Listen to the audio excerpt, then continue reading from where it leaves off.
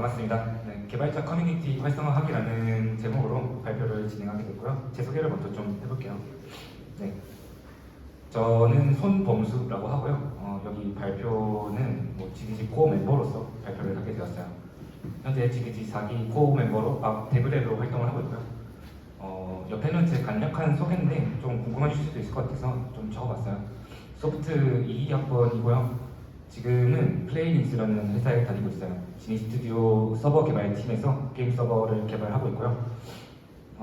밑에는 소실대 안에서 했었던 활동들을 좀 써본 건데 혹시라도 제가 완전 크리티컬한 그런 얘기들은 못 해드리지만 혹시 관련해서 좀 관심 있거나 네트워킹 하고 싶으신 분들 있다면 좀 참고해보면 좋을 것 같아요. 그래서 제 소개는 이쯤에서 마치고 넘어가 볼게요. 오늘의 주제를 얘기해 볼게요. 오늘은 커뮤니티에 대해서 얘기를 해볼 거예요. 그 중에서도 학술 커뮤니티에 대해서 얘기를 해볼 겁니다. 학술 커뮤니티를 해보면서 제가 느꼈던 아쉬웠던 점, 우리가 놓치고 있는 점들, 그리고 어떻게 부각하면 좋을지 이런 것들에 대한 고찰이라고 보시면 될 것 같아요. 아이고, 잠시만요. 네, 목차는 다음과 같고요. 간단하게 오버뷰도 한번 해볼게요. 커뮤니티에 대한 고찰을 좀 하고요. 여러 커뮤니티에 속해보면서 느낀 점, 그리고 그 결과 진짜 커뮤니티를 만들려면 뭘 해야 될까? 그리고 제가 직접 생각한 방법대로 뭔가 진짜 커뮤니티를 만들려고 했던 실제 경험들을 한번 공유를 해보고 마지막으로 전하고 싶은 메시지를 마무리로 발표를 마치겠습니다. 그러면은 넘어가 보겠습니다. 네, 우선은 커뮤니티란 무엇인가에 대해서 좀 얘기를 해보려고 해요. 저는 무언가를 고찰하려고 할 때마다 어떤 개념이나 단어에 대한 사전적 정의를 좀 찾아보려고 하는데요. 사실 사전 정의라고 찾아보기엔 조금 부끄러운 게 위키피디아에서 뽑은 거예요. 근데 대략적으로 알기 쉽게 잘 적어놨길래 가져봤고요. 같이 한번 봅시다. 커뮤니티라는 거는 같은 관심과 의식으로 환경을 공유하는 사회 집단이에요. 공동체는 보통 같은 관심사를 가진 집단을 말하고요. 인간 공동체에서는 믿음, 자원, 기호, 필요, 위험 등의 여러 요소들을 공유한대요.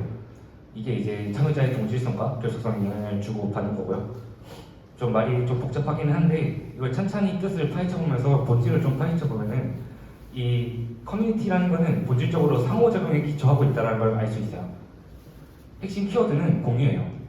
아까 봤듯이 이를 바탕으로 해서 서로에게 영향을 주는 거니까요.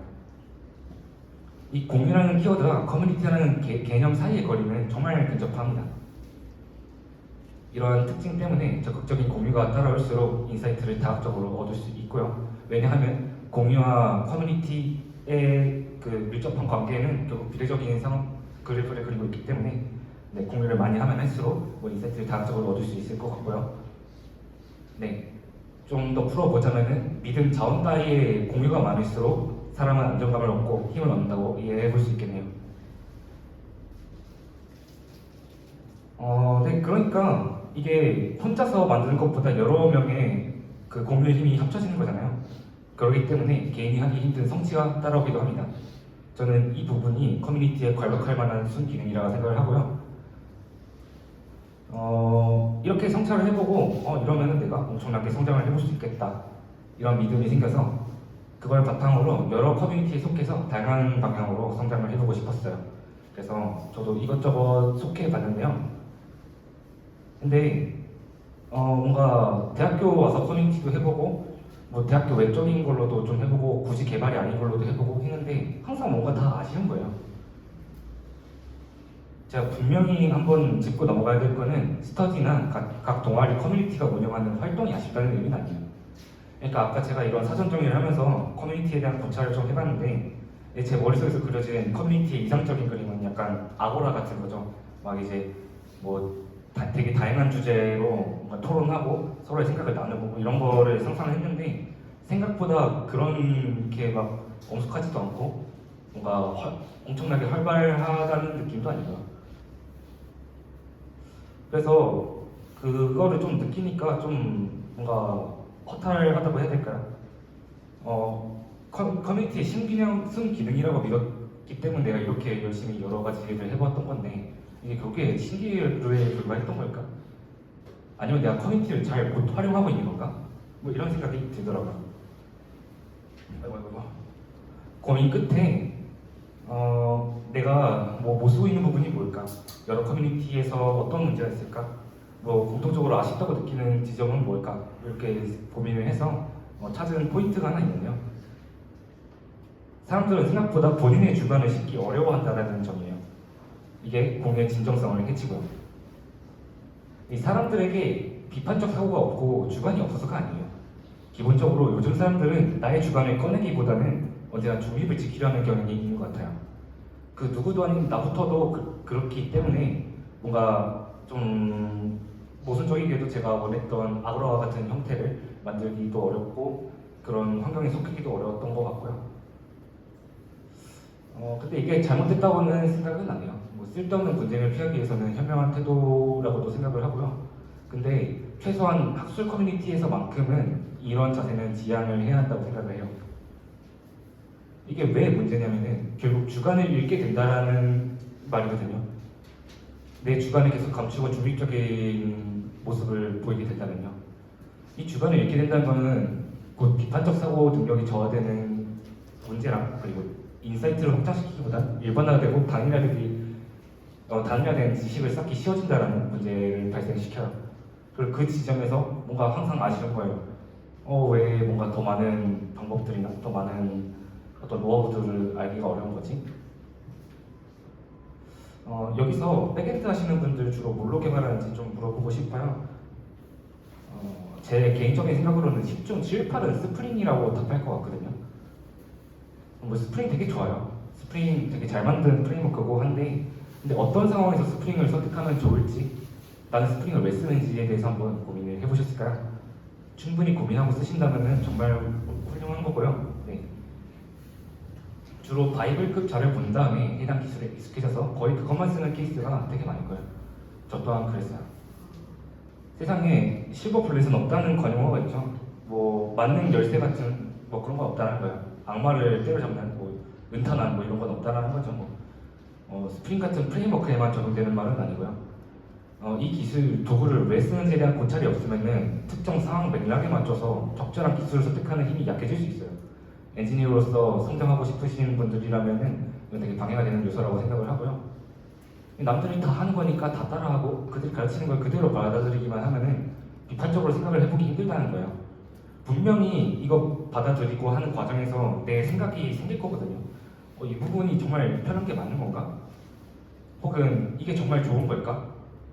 근데 그 어떠한 자기의 주관을 중립으로 바꿔놓는 순간 그 생긴 주관들이 되게 약해지기 때문에 이게 문제가 되는 거죠. 근데 이 부분을 되게 쉽게 해결하게 해주는 거는 또 타인이에요. 타인에 의해서 내 주관이 약해지는 건데 이거를 해결해 줄 수 있는 것도 타인이라는 게 되게 아이러니한 부분이죠. 타인과 생각을 공유하면서 인사이트를 얻는 과정에서 비판적으로 생각해보고 나만의 주관을 찾을 수 있어요. 그리고 솔직하게 말하면서요.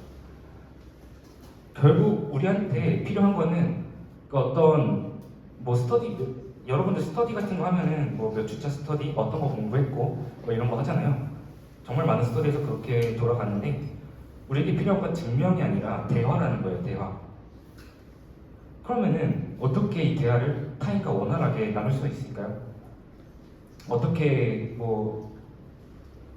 그 방법을 어떻게부터 시작을 해야 되는지 좀 감이 안 올 것 같아요. 그래서 제가 좀 제안드리는 방법은 총 3가지예요. 일단은 첫 번째, 본인이 공부하면서 생긴 개인적인 의문, 이게 틀렸든 맞았든 간에 의문이 드는 게 분명히 있을 거예요. 많은 사람들이 하는 제네럴한 방식에 대해서 어떠한 계기가 있는지, 본질적인 불편이 있었는지, 진짜 내 생각은 어떤지 이런 것들에 대한 거를 간단하게라도 생각을 한번 해보시고요. 이렇게 생각한 거를 그냥 말하세요. 상대가 누가 됐던 간에 일단 입 밖으로 말하는 것에 의미가 있어요. 말을 하면서 생각이 정리되는 경우도 빈번하고요. 틀리는 거를 두려워하지 않으셨으면 좋겠어요. 아무 결과도 안 나올 수도 있는데 어쨌든 간에 내 생각을 공유하고 또 공유받고 세상을 확장하는 과정이 더 중요하다고 생각을 해요. 그리고 3번째는 앞에 나왔던 이 2가지를 누가 먼저 해주기를 기다리지 말라는 걸 제안드리고 싶어요. 내가 먼저 의견을 제기해보고 내 지식 경험을 솔직하게 말하는 것에서 출발한다고 생각합니다. 그래서 제가 이 3가지를 GDG에서 되게 많이 배웠거든요.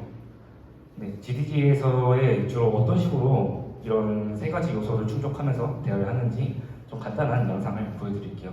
이걸 통해서 좀 이해하시면 좋을 것 같아요. 이건 이제 저랑 GDG에서 정말 친하게 활동 중이신 한 분이 있는데 제가 PPT에 적어도 되는지 못 물어봐가지고 일명 처리를 했어요.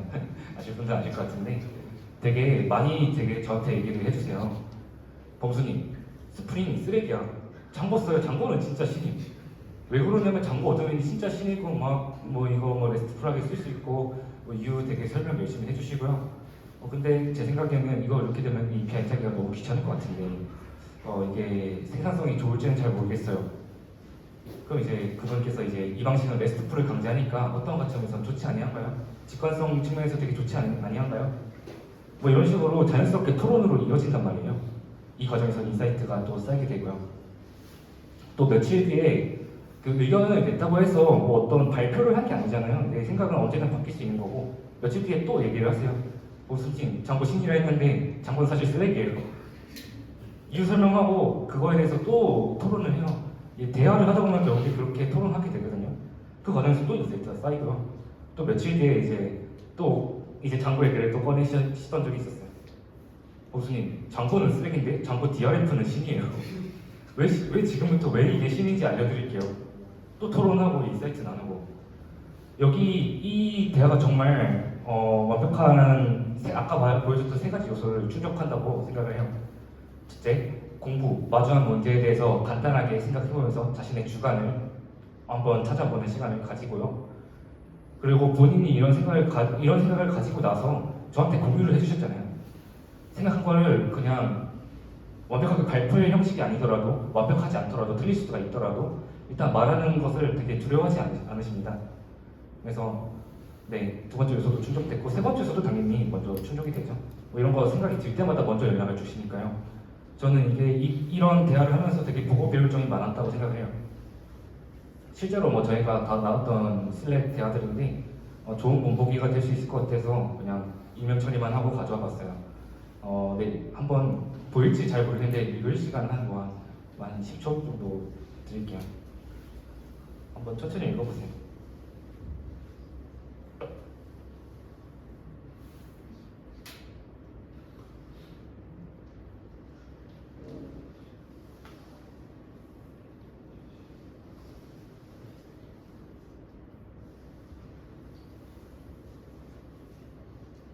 뭐 아무튼 저희는 뭐 이런 식으로 얘기를 되게 자주 하고요. 진짜 스터디라는 게 이런 것 같아요. 사실 어떤 걸 책의 어떤 부분을 얼만큼 봤다, 그리고 뭐 어떠한 개념을 배웠다 이런 것들을 그냥 단순히 쓰는 거 이상으로 뭔가를 해야지 파이가 훨씬 더 커진다고 생각이 좀 드네요. 이러한 1년의 과정을 통해서 생긴 제 주변을 이용해서 아까 같은 기술 스택 결정을 한번 해볼게요. 아까 뭐 백엔드 할 때 스프링 하냐고 왜 하냐고 막 물어봤었잖아요. 제가 열심히 뭐 GDG 활동하고 뭐 이것저것 활동하면서 쌓인 주관을 바탕으로 한번 기술 스택을 결정해 볼게요. 정말 단편적인 예시라는 거를 이해를 해주시고 한번 봐주세요. 저는 사실 스프링 남용하는 거 되게 싫어해요. 스프링이 제 메인 스택이긴 하거든요. 뭐 회사에서는 스프링을 안 쓰긴 하는데 아무튼 뭐 되게 제일 익숙한 게 스프링이에요. 근데 그럼에도 불구하고 스프링 남용하는 거를 되게 싫어요. 왜 그러냐를 좀 따져봅시다. 스프링의 개발 목적과 설계를 고려해보면요. 사실 뭐 스프링 뭐 디펜던시 인젝션 뭐 이런 거 있고 하잖아요. 뭐 이런 IOC 기반의 어떤 컨셉들이 결국 객체 지향 중심으로 이용을 하기 쉽게 만들거든요. 그렇기 때문에 스프링을 쓰면 결국 객체 지향 중심으로 사용을 하게 돼요. 이 객체 지향이 모든 상황에서 적합한가를 한번 따져봐야 돼요. 이것도 특정 엣지 케이스를 타고요. 객체 지향을 왜 쓸까를 또 한번 고민을 해봅시다. 코드 베이스가 복잡한 상황에서 인간 관점에서 직관적으로 코드를 이해하기 위한 거잖아요. 혼자서 혹은 소수의 인원이 간단한 프로젝트 하는데 처음부터 객체 지향을 적용해야 될 이유가 있을까요? 객체 지향적으로 설계해야지만 협업이 잘 되는 건 또 아니에요. 또 다루고자 하는 비즈니스, 즉 서비스의 기능들이 그렇게 복잡하지 않은 상황에서 객체 지향을 무작정 활용한다고 해서 좋을까요? 서비스를 만든다고 하면은 그렇게 비즈니스가 복잡한 경우는 사실 접하기 되게 어렵다고 저는 생각을 해요. 사이드 프로젝트 같은 거 한번 해보신 분들은 알 수 있는데 만들어야 하는 기능이 막 엄청나게 뭐 자기들끼리 복잡하게 엉키고 유지보수하기 너무 어렵고 그런 경우는 사실 많지가 않잖아요.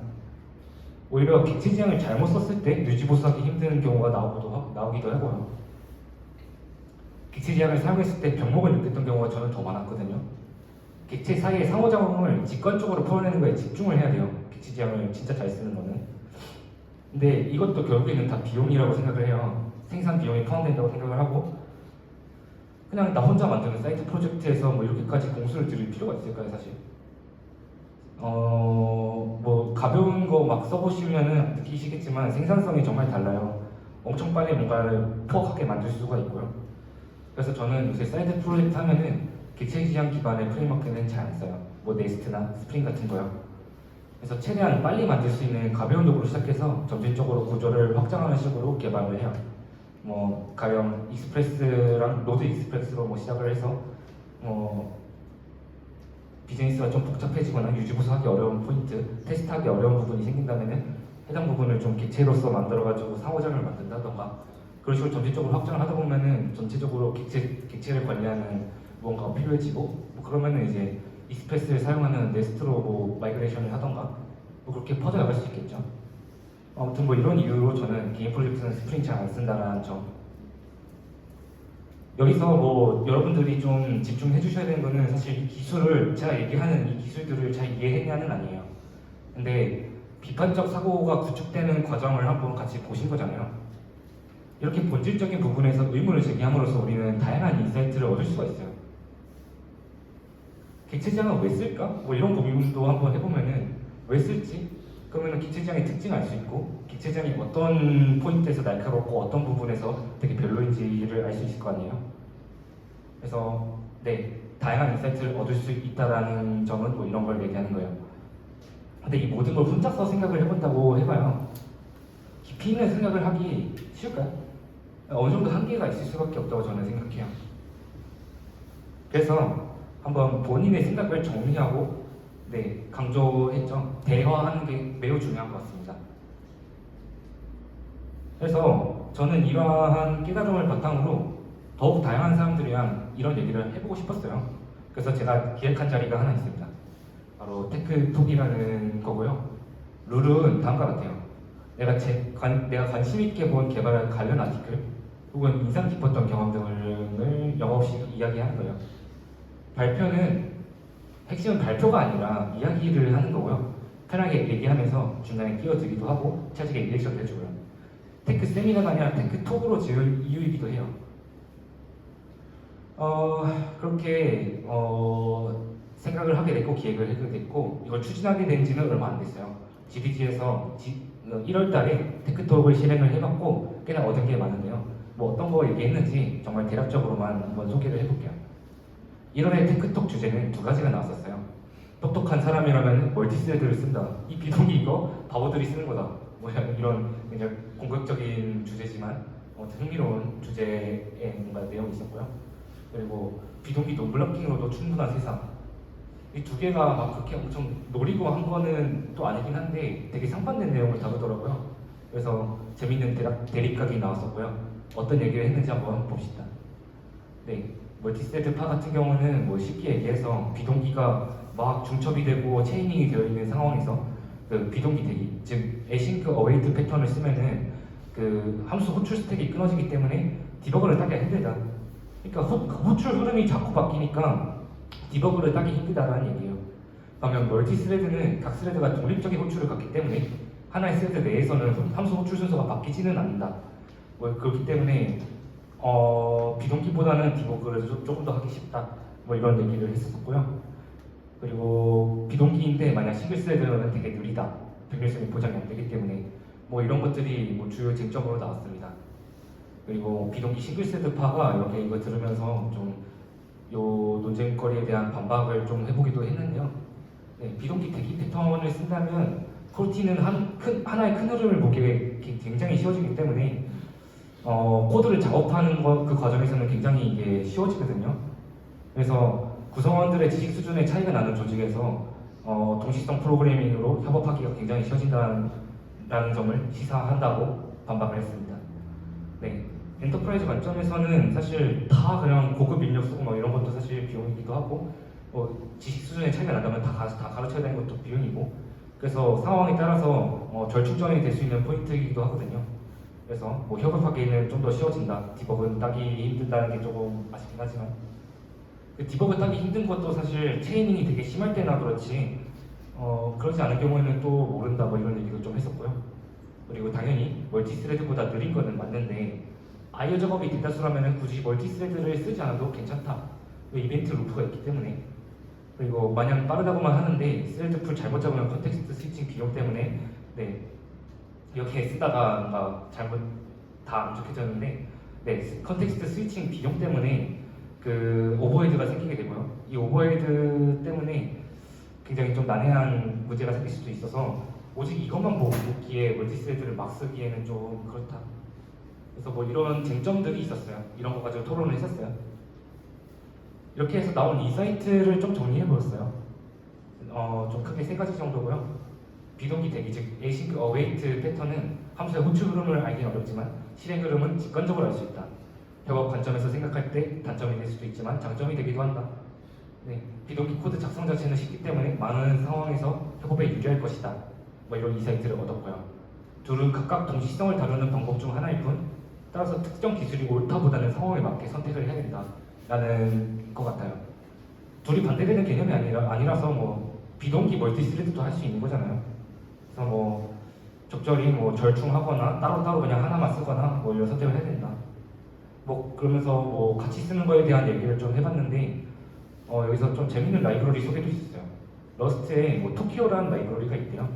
이런 걸 쓰면은 어떤 거는 어떤 블록은 멀티스레드로 어떤 거는 이벤트 루프에 태워서 비동기적으로 돌도록 선택을 할 수 있다고 하는데 이거 되게 굉장히 신기하더라고요. 네, 그래서 이거 좀 재밌게 들었던 인사이트 중 하나고요. 마지막으로 아이오 같은 경우는 경량 스레드를 쓴다면 훨씬 많은 스레드를 쓸 수 있으니까 참고할 만하다라는 점인 것 같아요. 뭐 실제로 뭐 JVM에서 쓰는 스레드는 다 이제 경량 스레드인데 뭐 코틀린, 코르틴 이런 거 보면 아이오 작업도 많이 쓰죠. 그래서 뭐 되게 참고할 만한 인사이트를 많이 얻을 수 있었어요. 그래서 네, 굉장히 이런 활동들을 하면서 되게 기분이 좋았고 저 스스로도 되게 많이 성장했다는 느낌이 드는데 이런 마음으로 여러분들에게 한번 전하고 싶은 메시지가 하나 있어요. 주도성을 가지고 먼저 제기를 하셨으면 좋겠고요. 아무도 사실 뭐라는 사람이 없잖아요. 틀릴지도 모른다는 불안감을 좀 제거했으면 좋겠어요. 틀려도 되고요. 틀린 지식 기반으로 실패해도 결국 성장하는 거 아닌가요? 뭐 이거 굳이 그렇게 막 너무 안 틀려야겠다라는 강박이 쌓일 필요는 없다고 생각해요. 그리고 배움은 따라오는 거라고 생각을 하고요. 대화를 하는 그 과정 자체에 집중을 하고 좀 즐기셨으면 좋겠습니다. 이렇게 제가 전달하고 싶은 메시지는 다 전달을 했고요. 좀 받아서 여러분들도 즐거운 커뮤니티 생활, 즐거운 성장 제가 느꼈던 거를 좀 여러분들도 느꼈으면 좋겠습니다. 그렇게 해서 네, 저희 발표는 여기까지 마무리를 짓도록 하겠고요. 질문이나 이런 거 있으면 슬리드로 올려주시면 감사하겠습니다. 그러면은 제 발표는 여기서 마치겠습니다. 감사합니다.